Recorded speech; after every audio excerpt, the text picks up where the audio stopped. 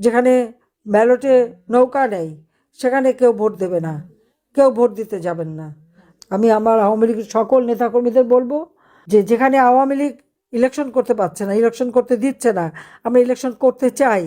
ঠিক আছে, আমরা চাই আওয়ামী লীগ ইলেকশন করবে, অবাধ নিরপেক্ষ নির্বাচন হবে, জনগণ তার মতামত দেবে, জনগণ যে ম্যান্ডেট দেবে আমরা সেটা মাথা পেতে নেব।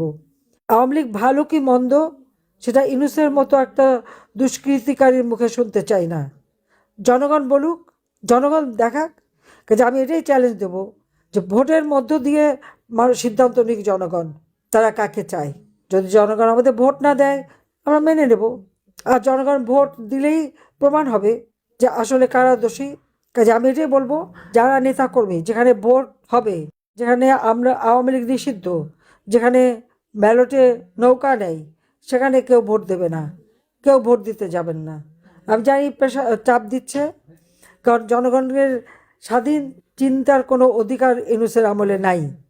গুন্ডা বদমাইশির চাপ দিয়েই সে সব কিছু দখল করতে চায়, জঙ্গি সন্ত্রাসী দিয়েই তারা সব কিছু দখল করতে চায়। কাজে এখানে যে যেভাবে পারেন আপনারা ভোট কেন্দ্রে বিরত থাকবেন, কেউ ভোট দিতে যাবেন না। এটাই হচ্ছে আমার নির্দেশ সকলের কাছে। আর জনগণের প্রতিরোধ গড়ে তুলতে হবে, এটাই বড় কথা। কারণ এটা কোনো বৈধ নির্বাচনও না, কারণ ইউনূস বৈধ সরকার না, তার নির্বাচন দেওয়ার কোনো অধিকার নাই। ইউনূস তো অবৈধভাবে ক্ষমতা দখলকারী, জনগণের ভোটে আসেনি, সে নির্বাচন দেয়। 2024 সালের নির্বাচন নিয়ে প্রশ্ন করেছে, আজ পর্যন্ত কি কিছু দেখাতে পেরেছে? জনগণ স্বতঃস্ফূর্তভাবে আওয়ামী লীগের ভোট দিয়েছে আমাদের কাজের জন্য, সেই নির্বাচনটাকে প্রশ্নবিদ্ধ করার চেষ্টা। এই নির্বাচনে আমরা যে জয়লাভ করেছিলাম, সরকার গঠন করেছি, 2029 সাল পর্যন্ত কিন্তু আমাদের মেয়াদ। তো ইউনূস মাঝখান থেকে কোথা থেকে উড়ে এসে জুড়ে বসলো এবং সে নির্বাচন দিল।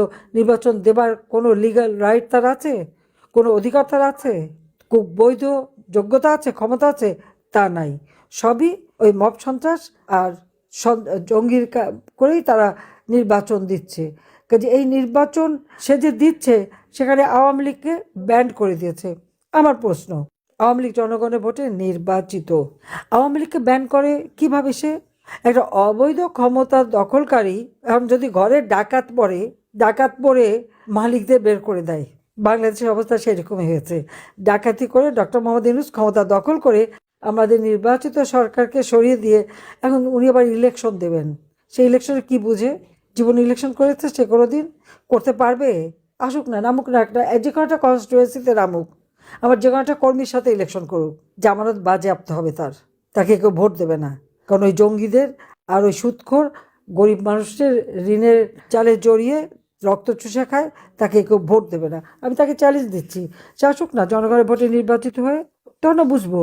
তার মেটিকুলাস ডিজাইন করে ক্ষমতা দখল, অন্যের অর্থে, এবং নিজে যে হাজার হাজার কোটি টাকা বানিয়েছে, 6,000 টাকা বেতনের একজন কর্মচারী বা গ্রামীণ ব্যাংকের এমডি হাজার হাজার কোটি টাকা পেল কোথায়? আজকে আমি আন্তর্জাতিক পর্যায়ে যারা তাকে একবারে দেবতা মতো পুজো করতো একসময়, আমি তাদেরকে জিজ্ঞাসা করি, আপনারা কি কোনো দিন জিজ্ঞাসা করেছেন যে একটা ব্যাংকের এমডি, তার তো একটা নির্দিষ্ট বেতন পায় সরকারের পক্ষ থেকে, সে এত টাকা কোথায় পেল যে সারা বিশ্বব্যাপী সব জায়গায় উনি বিনিয়োগ করে বেড়ালেন?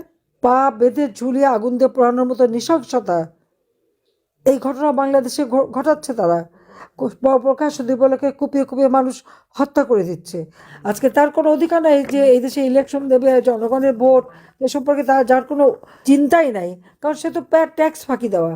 আমরা তো আমাদের অল্প টাকা, কিন্তু আমরা কখনো ট্যাক্স ফাঁকি দেইনি, কারণ আমি জানি যে আমার দেওয়া ট্যাক্স বাংলাদেশের জনগণের উন্নয়নে কাজে লাগে। ডক্টর মোহাম্মদ ইউনূস কি কোনোদিন ট্যাক্স দিয়েছে? জিজ্ঞেস করেন। ট্যাক্স ফাঁকি দেওয়া এটা সে খুব ভালো জানে।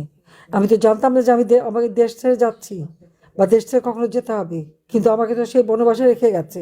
তারপর আমি আমার জনতার সাথে আছি, দেশের মানুষের সাথে আছি, কিন্তু ইউনূস কারো ট্যাক্স দেবে না। এর হাত থেকে আমাদের দেশকে রক্ষা করতে হবে, এটাই আমার কথা। এখন বলে আইনে আছে, কোনো মানুষকে হত্যা করলে বা কোনো স্থাপনা ধ্বংস করলে তার বিচার হবে। তাহলে আমার প্রশ্ন, যখন 2024 সালের জুলাই মাসে আন্দোলনের নামে মেট্রো রেল, বিটিভি ভবন থেকে শুরু করে বিভিন্ন এসে যে আগুন দিয়ে পোড়ালো, এবং যারা পুড়িয়েছে ইউনূসের সেই বাহিনীরা নিজেরাই স্বীকার করেছে, নিজেরাই বলেছে, গর্ব করে বলেছে যে যে মেট্রো রেলে আগুন না দিলে আর পুলিশ হত্যা না করলে তাতে বিপ্লব সফল হতো না। বিপ্লব কিসের? মেটিকুলাস ডিজাইনের মাধ্যমে ষড়যন্ত্র যেটা করে সেটাকে বিপ্লব বলে না। কাজে অপরাধীদের নিয়েই তার যাত্রা, অপরাধী নিয়ে চলা, জঙ্গি সন্ত্রাসীদের নিয়েই তার চলা, এটা হলো বড় কথা। কাজে এই অবস্থা থেকে দেশকে মুক্ত করতে হবে এবং সকলকে ঐক্যবদ্ধ থাকতে হবে। ইনশাল্লাহ এই অন্ধকার কেটে যাবে, আবার নতুন সূর্য উদিত হবে, বাংলাদেশের মানুষ আবার মাথা উঁচু করে বিশ্ব দরবারে চলবে, সেদিন খুব বেশি দূরে না। আমি আছি আপনাদের পাশে, যতক্ষণ বেঁচে আছি আপনাদের সাথেই আছি, বাংলার জনগণের সাথে আছি। সবাই ভালো থাকেন, সুস্থ থাকেন। খোদা হাফেজ। জয় বাংলা, জয় বঙ্গবন্ধু। বাংলাদেশ চিরজীবী হোক।